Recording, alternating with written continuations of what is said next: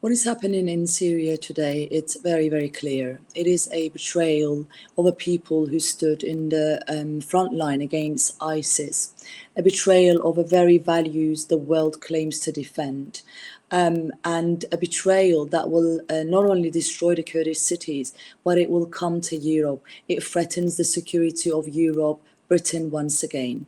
Let us speak clearly about what has happened step by step. In the recent weeks, extremist armed jihadist forces with the ideology of the same ISIS and Al-Qaeda rebranded under new names and new uniforms and launched coordinated attacks across northern Syria. Their goal is very, very clear: to destroy Rojava, to dismantle Kurdish self-rule, to punish the people who defeated Daesh ISIS. Kurdish areas like Kobani, Hasaka, or surrounding regions are being strangled. Supply routes are blocked, electricity, waters, internet, food, medicine are cut off, civilians are trapped, families are surrounded. This is not a normal conflict. It is an organized attempt to isolate and destroy an entire people, a humanity. And now the suffering is becoming catastrophic. Homes are being shelled. Children are freezing in winter conditions. Families cannot heat their houses. Some children have already lost their lives due to cold and lack of supplies. This is a collective punishment. This is what happens when the world looks away. Why Kobani matters.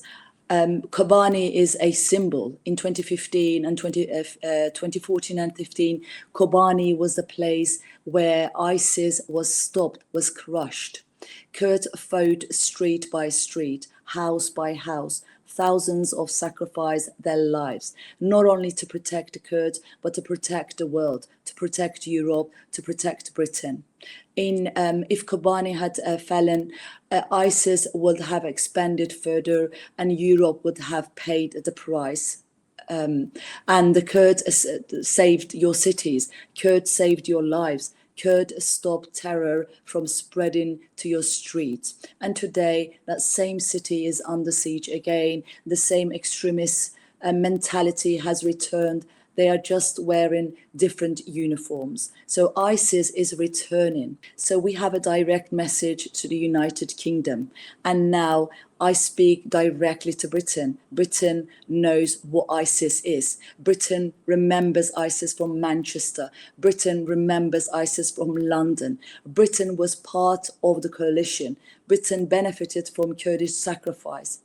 So you cannot honor victims of terror here while ignoring Kobani. Legitimizing jihadists is not a peace. It is a immorality. It is a betrayal.